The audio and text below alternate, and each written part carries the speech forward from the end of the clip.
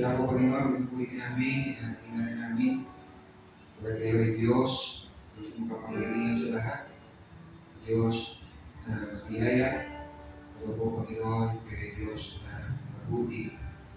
Salamat sa iyong kabutihan, salamat, Panginoon, sa iyong kapatid, na nahayag sa bawat araw, sa bawat panahon, sa lahat ng pagkakataon, Panginoon.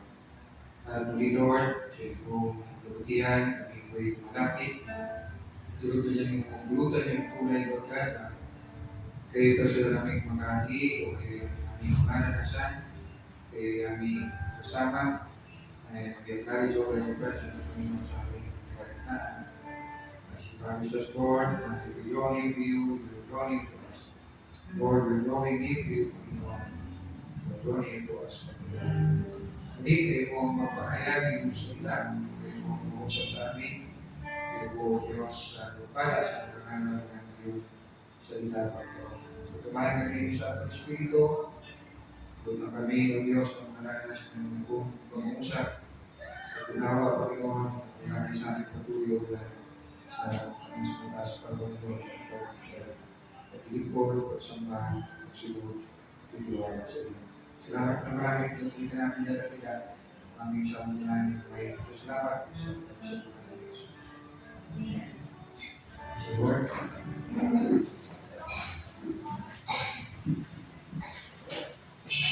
first day ng July, so ganito tayo ng bagong buwan. So tayo po may bagong tema. Hindi, alam natin, tema natin, tema ko July and August, the last days. The last days. Marahil na meron po tayong pagkaunawa o naisip ng patungkol sa the last days. Pinapanggit ko na pala ng kasulatan. Marahil siguro meron din tayong presentation at maaaring we're not very sure ginagawa at ginagawa na ginagawa the last days.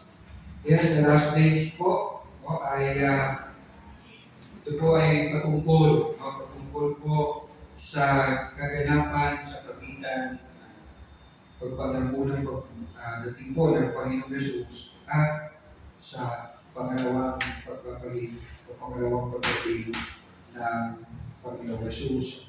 May mga nagsasabi, ito sa pagitan ng ascension ng Panginoon ay pagkakit sa langit, pero po bibilis na siya nagpakita sa marami sa ibuli ng buhay at sa last day. So yan po ang the last days. Yung may ask mo, the last day naman, o the last days, yan po ay yung judgment day. The day kung saan ang Panginoong Jesus po ay darating. So John chapter 6, as my introduction, tungayan po natin ang 1 to 106. Here, makailang ulit po, at least 4 times, sa ating pong mga babasahin, binanggit ng Panginoon ang huling araw, o the last day. So John chapter 6, verse 39, at ito ang kanyang kalooban, isa sa nagsasalita, huwag kong hayaang mapahamak ng kahit sino man sa mga binigay niya sa akin, kundi ang buhayin ko sila muli sa huling araw. Last day, John chapter 6, verse 29. And then sa verse 40, sapagkat ito ang kalooban ng aking Ama, ang lahat ng nakakita sa anak at sumasampalataya sa Kanya ay magkaroon ng buhay na walang hanggan at sila ay muli kong bubuhayin again sa huling araw. Last day. Then verse 44, walang makakalapit sa akin, maliban dalhin siya sa akin ng Ama, nagsugo sa akin, at ang lumalapit sa akin ay muli kong bubuhayin sa huling araw. Last one, from John chapter 6, verse 54, ang pumagaya ng aking laman at umiinom ng aking dugo ay may buhay na walang hanggan at muli ko siya bubuhayin sa huling araw. Ngayon, una ko pong impression o una ko pong naisip, mabasa ko po ito, Verse 39, 40, 44, 54, ang aking pong naisip ay talagang what an assuring or a comforting no, na talagang ang sino mang sumampalataya sa Panginoon ay may katiyakan dito at mawalan ng Amen. Sa huling araw, buhayin ko sila muli sa huling araw, buhayin ko sila muli sa huling araw, bubuhayin ko sa huling araw, bubuhayin sa huling araw. So this is the last day. But last days po, again, po ay sa pagitan po ng unang pagdating ng Lord at sa kanyang huling pagbabalik. In Hebrews chapter 1, Hebreo kabanata 1. Yan, as my proper introduction, gusto ko makita ko natin may iba po na the last day sa the last days. Makita po sa walang isa. Hebrews chapter 1, verse 1 and 2, chapter 8, ang bahagi ng verse 2. Nung una, nagsalita ang Diyos sa ating mga ninuno sa iba't ibang panahon at sa iba't ibang paraan sa pamamagitan ng mga propeta. Ngunit sa mga huling araw, last days, ngunit sa mga huling araw na ito, siya ay nagsalita sa atin sa pamamagitan ng kanyang anak. Last one po, before we go to sa text natin, sa 2 Timothy chapter 3, 2 Timothy chapter 3, at naririnig natin ito sa ating pagkakataon. 2 Timothy chapter 3, verse 1, dapat mong malaman na sa mga huling araw ay darating ang panahon na kabuluhan. So again, throughout this month of July and August, kung pag-uusapan ko ay the last days, and you may ask, bakit natin ito dapat pag-uusapan? Pero una, pinahayag ko ito ng banal na kasulatan. So dapat ba natin ito pag-ulayan? Dapat ba natin ito malaman? It tells us to be watchful. Sabi yan ng Panginoon Jesus, Matthew 24, verse 4, mag-ingat kayo upang hindi kayo mahihigaw inuman. Dahil pinahayag ito yung mga tanda mangyayari bago siya dumating. So it's between the last days. Yes, dapat natin itong pag-aralan, dapat natin itong isang pagsilipin. Yes, we are forgetful. Huwag yun lang, makutik na parang ko lang mga kalikutin. Nakakalimot din tayo sa diyan. I mean, yung nakakalimot is kapag nagkakaroon ng kaguluhan sa mundo, wala, kapusan na ng mundo at ating response. Should we? Now, tumahin natin yung salita ng Diyos sa Roma chapter 8, verse 8 to 25. Ito po ating pagpupulay. Roma, kabanata 8, 18 hanggang 29. Romans chapter 8, verse 18 to 25. Para sa akin, ang mga pagtitiis natin sa kasalukuyan ay hindi maiharambing sa kawalatian, ipahayag sa atin maraming araw. Sapagkat nananabik ang sanglilikha na ihayag ng Diyos ang kanyang mga anak. Nabigo ang sanglilikha hindi dahil sa gustuhan nito, kundi dahil nilulot iyon ng Diyos. Gayunman, nagbigay siya ng pag-asa dahil lahat ng nilikha ay pinalaya ng Diyos upang hindi na ito mabulok at upang makabahagi ito sa maluwalhating kalayaan ng mga anak ng Diyos. Alam natin ang karamihan dumarating ang sarili dahil sa matinding hirap katulad ng isa na nanganak. At hindi lamang ang sarili kundi tayo mga tumanggap ng Espiritu bilang unang kaloob mula sa Diyos ay dumarating din habang hinihintay natin ang paghahayag ng ating pagiging mga anak ng Diyos at ang pagpapalaya sa ating mga katawan. Naligtas tayo dahil sa pag-asang ito. Ngunit hindi iyon matatawag na pag-asa kung nakikita na natin ang ating inaasahan sapagkat sinong tao ang naasa pa kung ito'y nakikita na niya. Ngunit kung maasa tayo sa hindi natin nakikita, hinihintay natin iyon na buong tiga. Ito yung pala, kayo po salita. Here sa Apostol po sumulat at sa bahagi po ito, pinapahayag po niya ang mangyayari sa hinaharap. Particularly, tinutukoy po niya the last day, kung ano pong magaganap. At i-compares yung last day sa last day, sabi nga po niya sa verse 18, sa huling bahagi, sa kaluwalhatiang ipahahayag sa ating balang araw. Unang bahagi po, the last days, para sa akin ang mga pagtitiis natin sa kasalukuyan, nararanasan natin sa last days, ay hindi maiahambing sa kaluwalhatiang ipahahayag sa ating balang araw. Is pointing to the future of the huling araw of the last day. Again, bago mangyari yung last day, meron mo tayong last days. At dito po, pinahayag po ni Pablo ang ilan pong mangyayari bago dumating ang last day. Verse 18 again, para sa akin ang mga pagtitiis natin sa kasalukuyan. So in these last days, may pagtitiis, may mga paghihirap.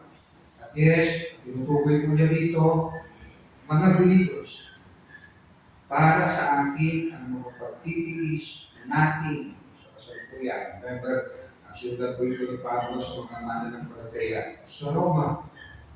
Ang salita ko dito, paghihirap ay patama sa Griego, ang ibig sabihin po ay suffering, paghihirap. At alam natin, si Pablo po ay marami pong pinataan ng mga hirap bilang po apostol ng Panginoon.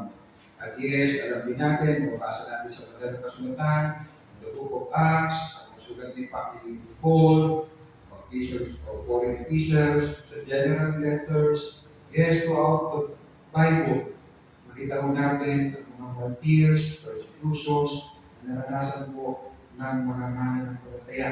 At yes, maging sa kasalukuyan, ay nagpapatuloy po ang mga bagay na ito na naranasan. Patuloy na dumarami po ang bilang ng mga martyrs, patuloy po na dumarami ang bilang ng mga persecutions sa mga mananampalataya. Ito po nangyayari sa last days sa mga mananampalataya. May mga pagtitiis, may mga paghihirap, tulad po ng pag-uusig. At yes, naghirap sila, nagdusa sila, din po mga mananampalataya na pangit po sa Acts, sa Paul and epistles, general letters, maalala po yung mga Leviticus chapter 11, maalala po natin. Naghirap po sila, nagdusa sila, at pinigis sila lahat ng ito dahil nakatingin sila sa buhay na walang hanggan sa langit. Dahil nakatingin sila sa last day, kung saan magkaganap po ang kalubusan ng ating kaligtasan. Katulad po ni Pablo, sabi nga po niya again, verse 18, para sa atin mga pagtitis natin sa kasalukuyan ay hindi maiahambing sa kaluwalhatian, nakahayag sa ating bahalang araw. Yes, in the last days, may mga pagtitis tayo mararanasan, pero looking forward sa the last day, dito may kukumpara ang kaluwalhatian na mahahayag sa atin sa huling araw. Kaya si Pablo man, ang pinahayag po dito sa Filipos chapter 1, Filipos kabanata 1, verse 21 to 23. Filipos chapter 1, verse 21 to 23. Sapagkat para sa akin ang buhay ay para kay Kristo at ang kamatayan ay pakinabang. Kung ako'y mananatiling buhay, ito'y kapakipakinabang sapagkat maraming pa akong magagawa mabuting bagay. Hindi ko ngayon malaman kung alin ang aking pipiliin. May pagtatalo sa loob ko, nais ko lang pumanaw sa mundo ito upang makapili ni Kristo sapagkat ito ang lalong mabuti. Imagine po, sa lahat ng hirap na naranasan niya, sabi niya, wala yan, kukumpara sa kaluwalhatian na hinihintay sa akin. Sabi nga niya, gusto ko na nga, maulan na. Gusto ko na nga, ay makapili na ang Panginoon. Sabi nga niya, ikukumpara niya sa buhay na ito, sa piling ng Panginoon, of course. Sapagkat para sa akin, sabi nga niya, gusto niya naging ang buhay para kay Kristo at kamatayan ay pakinabang.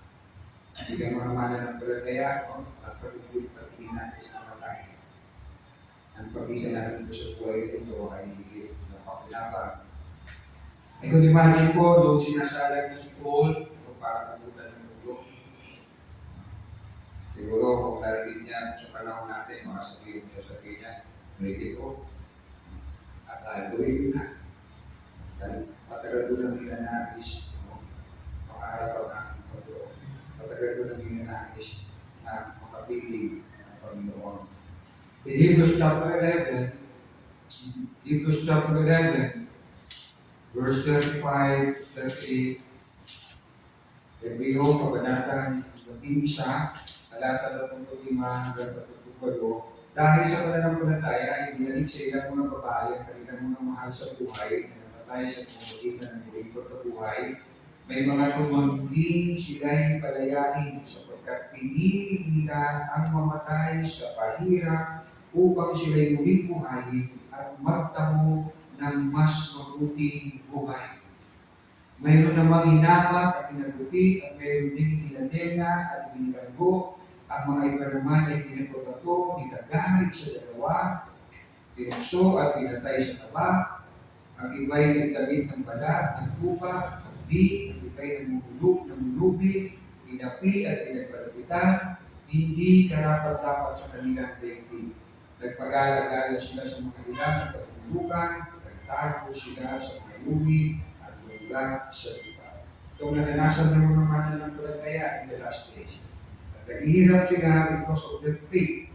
At nagpatuloy sila because they're looking forward sa the last day. So mga believers ay dumanas sa paghihirap sa buhay na ito, not just because ng dulot ng pag-uusig, kasamaan ng tao, pero you receive ang ilahe po sa mundo. At yes, naghihirap sila because they were longing, naghihintay sila ng last day.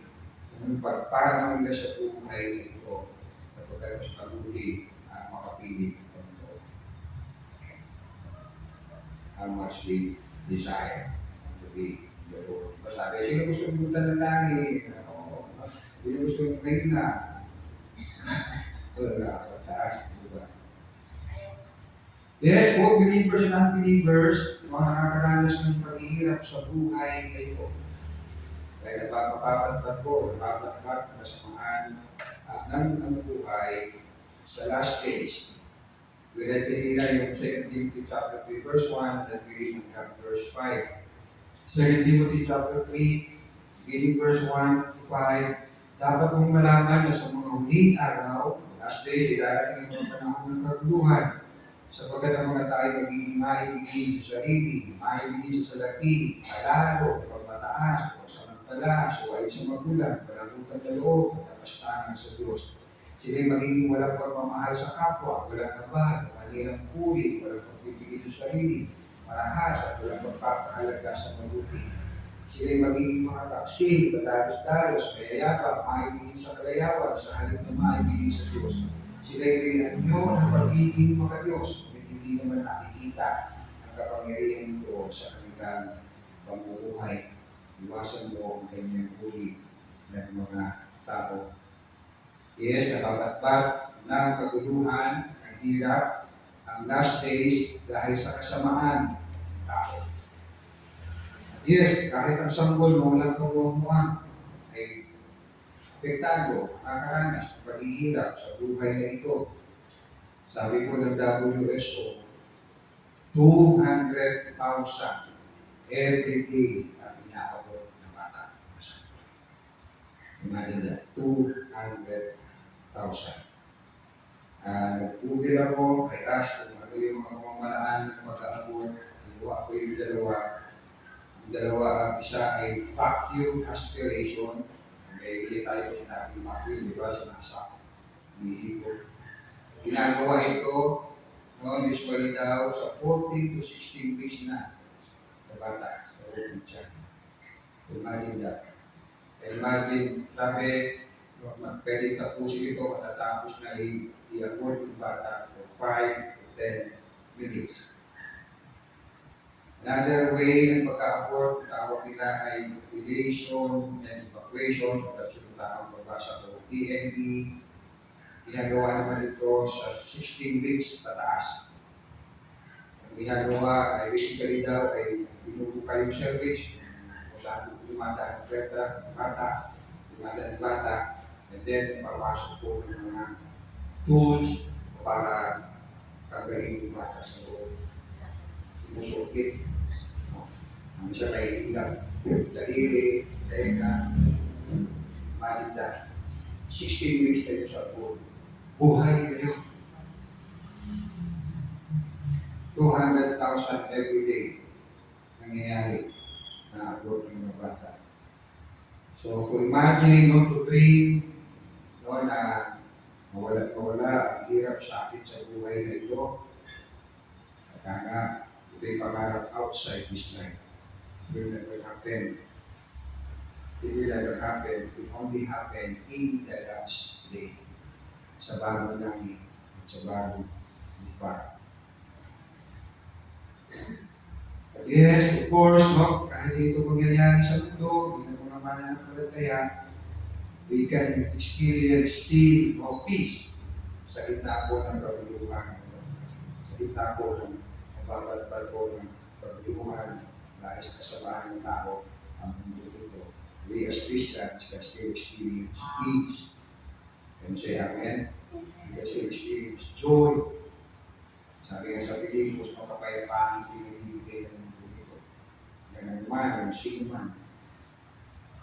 Kaya si Paul again, sabi nga niya, para sa akin, mga pagkikis natin sa kasalukuyan ay hindi mayahambing sa kawalatiang ipahayag sa ating balang araw. So as believers, marami pa, naramas po tayo ng mga pagkikis, not just because kasamaan ng mundo, dahil sa ating pong mananakit, pag-iintay sa araw ng maging pagbabalik ng Panginoon upang maranasan natin ang lubos, ang kalubusan ng ating kaligtasan. Then ano ba mangyayari po sa last days, verse 19 to 21, sapagkat nananabing ang sabinikha ni hayag ng Diyos ang kanyang mga anak na bigo sa binikha hindi dahil sa kagustuhan ito o dahil tinulog din ng Diyos, kahit man ibigay din siya ng pag-asa at lahat ng binikha ay pinalain ng Diyos upang hindi kayo tumahulog at upang makabahagi ito sa maluwalhating kalagayan ng mga anak ng Diyos. Kaya namin ang kayo dumaranas ang isang bilikha dahil sa pagiging hirap na tulad ng isang nanganganak. So, ano po nangyayari po sa mundo ito, in the last day, may pagkasira ang mundo ito ang ating ginagawa. May pagkasira ang mundo ito ang ating ginagawa at pasira. Habang naghihintay tayo ng last day. Sa verse 20 po sa industry, mga creations was subjected to futility. Walang saysay, walang pagluhan, vanity. So yun po, mangyayari no, sa ating po sa panahon ng last days. Ang mundo ay pasira ng pasira. Bago dumating ang araw ng paglubo o ang last day. Narinig natin lagi, climate change, global warming, sabi nga po ay boiling na, hindi lamang global warming. At hindi lang ito nga po ay pasira. Pero kung napanood, sabi, ang tubig daw na maiinom, ng tao po ay pakaunti. Volume po ng tubig hindi nababawasan, evaporate na naman yan, hindi babagsakuhin. Pero yung volume ng maiinom na tubig, tulad ng global warming, pollution, ay nababawasan significantly. So, at least tayo na tayo mga tayo sa Panginoon dahil madalas kayo bumubukaw sa tubig. Bago mo kayo sanay na. So, yes, no? May pagkasira ng mundo. Sa 2 Peter chapter 3, magkakaginapang din po dito yung mangyayari dito sa last day.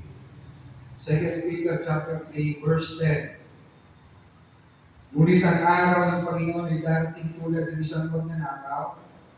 The last day, sa araw na iyon, ang kalakitan ay biglang mawawala kasabay ng isang malakas na ugong, natutupok ang araw, buwan at magituwid, ang mundo at ang lahat ng mga bagay na narito ay mawawala o matutupok. Yes, this will happen sa last day, pero hindi nga ba, no, higit na tayo sa mundo. Sa mga nakakatanda dito, masasabi talaga natin, iba na talaga yung eating. Panahon yung occasion, yung natin 10 years ago. Nabalitaan natin maraming nangyari po sa maraming bahagi po ng Europe, heatwave. Sabi ng UN, mas lalala pa daw ito sa susunod na 10 years.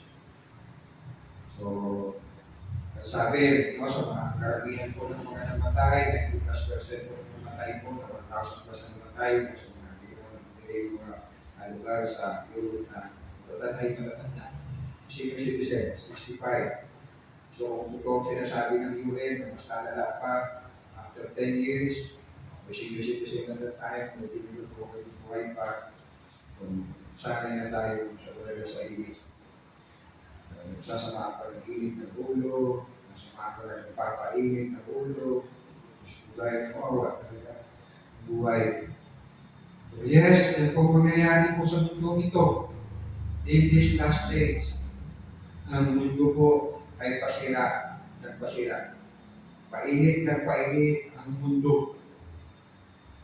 Hindi man daw dumarami ang bagyo, dadagdagan ng bilang ng bagyo, palakas naman ng palakas ang mga bagyo. Mas marami na ang super typhoon. Kailan lang din, yung po, nalakas na ito sa Venezuela, sa Japan. So, kaya here at present you're living, and here at present age, ang mundo dito ay pasira ng pasira. Dati naman, hindi tayo nakakita ng mga hipo-hipo-hipo sa Pilipinas, meron ka rin. At again, dagdag pa dyan ang kasamaan ng tao. At yes, we are not exempted po in the mga mananampalataya. Hindi tayo iyon, hindi tayo hindi maapektuhan ng napakikito na nangyayari sa mundo ito na pasira. Kung kaibahan natin sa mga unbeliever, we are affected, but yes, kaibahan natin, we are affected, pero meron tayong pag-asa.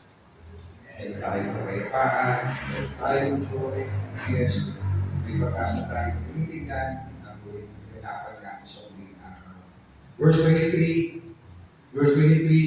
at hindi lamang sa lilikha, kundi tayong mga tumanggap na ng Espiritu bilang unang kaloob mula sa Diyos ay dumaraigdig habang hinihintay natin ang paghahayag ng ating pagiging mga anak ng Diyos at ang pagpapalaya sa ating mga katawan.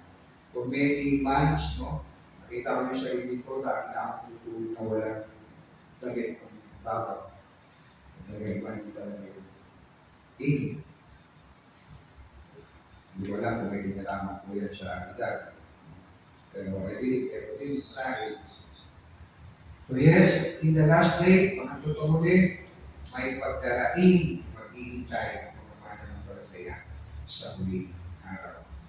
May pagdaraing, maghihintay ang mga mananampalataya sa huling araw. Again, si Paul, na super Christian, super faithful, lumakas ng mga paghihirap at dumaraing sa paghihintay at pagdating ng huling araw. Again, kaya sinabi sa Pilipos, gusto ko na, maayan na.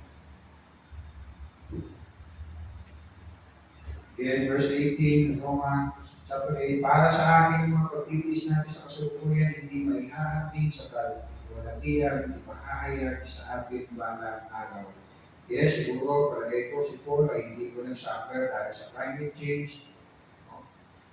Dahil palagay ko ay safe pa noon, as polluted noon, first century. But yes, he suffered so much sa persecution. Bilang mananampalataya ng Panginoon. So yes, we are suffering in this life, we will suffer in this life. Maliban na lamang, pupulingan po tayo ni Lord para natin maranasan ang mga patindig, palakas, bagyo, lingkol, yes, pagpupusig. But again, magdarating tayo dahil sa kalwalhatian na naghihintay sa atin. Hindi tayo nagdarating mo dahil sa takot, nagdarating tayo doon, inutin ka na.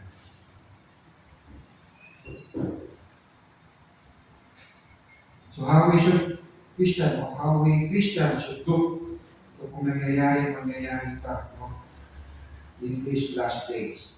paano tayo dapat mabuhay. Yes, mabuhay po tayo ng may pag-asa. Maghintay po tayo ng may tiyaga. Hindi dahil may buhay na tayo, hindi dahil buhay natin ito ay lilipas, at tayo po ay nag-aabang ng buhay na hahantong sa langit. Buhay na walang hanggan, buhay na walang sakit, buhay na walang hirap, buhay na walang hanggan. Ito ang pag-asa na meron ng lahat ng mga mananampalataya ng Panginoon Jesus. Ngayon, amen? At the end, verse 23-25, at hindi tapang sa nilikha, kundi tayong mga tumanggap ng Espiritu bilang unang kaloob mula sa Diyos, ay tumaraing habang hinihintay natin ang paghahayag ng ating pagiging mga anak ng Diyos at pagpapalaya sa ating mga katawan. Ika-baptist, yan po yung biyaya ng Diyos. Yes, daranas tayo po ng hirap dito sa last days na ito, pero we'll never be alone. Pabigyan tayo sa Espiritu to enable us to wait sa araw ng muli pagbabalik. While we are living in these last days, kasama natin ang banal na Espiritu. Tunay nga sabi nga ng Pilipos, at siya pasimula ko bagay sa atin, ay lulubos dito sa atin. And so He gave us the Holy Spirit to help us. Verse 24, naligtas tayo dahil sa pag-asang ito, ngunit hindi yun matatawag na pag-asa kung nakikita na natin ang ating inaasahan. Sapagkat sinong tao na asa pa, ito'y nakikita niya. Ngunit kung maasa tayo sa hindi natin nakikita, hinihintay natin iyon ng buong tiyaga. Again, hinihintay tayo ng buong tiyaga, nagsisikap tayo, hinihintay tayo ng buong tiyaga, pero yan ang kasama natin ang banal na Espiritu. Verse 26, ng Romans chapter 8, nabanggit mo ang isa po sa tulong po ng Holy Spirit sa atin. Verse 26, hindi naman tinutulungan tayo ng Espiritu sa ating kahinaan, sapagkat hindi tayo marunong manalangin na dapat. Kaya Espiritu na mamamagitan para sa atin at umahaling sa parang hindi natin kaya sabihin. 27, ang Diyos na siya nakakasaliksi sa puso ng tao, siya nakakalato ang kalooban ng Espiritu, sapagkat ang Espiritu ang mamagitan para sa atin ayon sa kalooban ng Diyos. Tuloy na pong basahin hanggang verse 39, 28-39, here we can see the triune God will keep us, will serve us hanggang sa last day. Throughout the last days na nabubuhay tayo sa mundo ito, mababatag ng kasamaan, ang mundo ay pasilanan pa sila, persecutions, maraming natin maranasan, ang ganyan ng Diyos po sa tayo ng God will keep us hanggang sa araw ng muling pagpapalik ng Panginoon. Hindi siya nagpasilanan ng muling bagay sa atin, ay lulusin niya ang ating Pilipos sa pagdating ng ating Panginoon Jesus. Dahil dahil ako tatapos, verse 38, alam namin sa lahat ng bagay ay gumagawa ang Diyos para sa mabuti kasama ang mga nagmamahal sa Kanya. Sila mga ginawag ayon sa Kanyang layunin, sapagkat sa mga mulapay alam na ng Diyos kung sino magiging Kanya, kung ay pinili niya upang maging katulad ng Kanyang anak. Sa gayon siya ay naging panganay sa lahat ng maraming magkakapatid. Ang mga pinili niya noon pag-una, kanyang tinawag. Ang mga tinawag ay kanya rin pinawalang-sala. Ang pinawalang-sala ay kanyang binahadian ng kanyang karawatian. Anong masasabi natin tungkol dito? Kung ang Diyos ay panig sa atin, sino makakalaban sa atin? Kung ang sarili niyang anak ay hindi niya pinagkait, sa halip ay binigay para sa ating lahat, hindi kaya niya ibibigay ng masagana sa atin ang lahat ng bagay? Sino makakapagharap ng palatang laban sa lahat ng mga inilan ng Diyos, kayo ng Diyos at papawalang sa kanila. Sino ang hahabol upang sila'y parusahan? Si Kristo sa Ispan, namatay, higit sa lahat, ay muling binuhay, kayo nasa kanan ng Diyos upang mamagitan para sa atin. Sino ang makapaghihiwalay sa atin sa pag-ibig ni Kristo? Paguluhan kaya ang pagkikatilan, ang pag-uusig, pagkagutom, kahirapan, panganib, o kamatayan, ayon sa nasusulat dahil sa inyo'y buong araw kaming pinapatay, turing nila sa akin ay mga lupang tatatay lamang. Hindi. Sa lahat ng mga ito tayo lalo higit pang pagtatagumpay sa mga magitan niya na namamahal sa atin. Sapagkat natitiyak kung walang makapag-iiwalay sa atin sa kanyang pag-ibig, kahit ang patatayan, ang buhay, ang mga anghel, o mga pamunuan, at ang mga kapangyarihan, kasalukuyan o ang hinaharap, kataalasan o kalaliman o ibang higala na hindi makapag-iwalay sa atin sa pag-ibig ng Diyos na ibigay sa atin sa pamagitan ni Kristo na ating Panginoon. So kapag tayo ay naman ng takot dahil sa mga nangyayari sa ating paligid, these last days, then gaya ni Paul, kumain ang ating tindahan, focus tayo sa hinaharap. The last day, saan sabi nga po niya, ang papilis natin sa kasalukuyan ay hindi may aambing sa kalugatian bahaya sa ating parang araw. Sabi ng Bisaya, nagkuhan pa ka, magtiis ka. Yung tayo po, yes, magtiis tayo, may pag-asa sa Panginoon. Tayo po namin. Pagyaw maraming po salamat. Salamat Lord. Hindi lang po ninyo pinaalala, kayak sa amin, ang mga mangyayari sa pauling araw. Hindi Panginoon, pinahayag po ito, ang meron pong pangako, pag-asa, dakilang Panginoon, na magbuhay, walang gaya ng ito. Ito po, Panginoon, ibig ng David, Panginoon, na kami pong maaaring maranasan sa last days, Panginoon, ayaw na po banal na Espiritu, ayaw Panginoon ang iyong banal na salita, Panginoon. So, ayaw po Diyos kayo, Panginoon, na sa amin na po ay nangako, Panginoon, may kapasitan o ibagay sa amin, ay tutubusin ko ito, Panginoon, sa araw na muli pagpapalik ng ating Panginoon Jesus. Ama, tulungan niyo po kami, Panginoon, na maghintay, nagkakatilaan, Panginoon. Po, Panginoon, dalangin namin, nandyan kami, Panginoon, sa mahigpit na pagsubok po, Diyos. Tulungan mo ka sa lahat, Panginoon. Ito namin ang aming mga paningin, Panginoon, sa araw, sa huling araw, Panginoon. Ang araw, Panginoon, tutubos ang kaganapan ng aming kaligtasan. Salamat po marami. Marami na naman.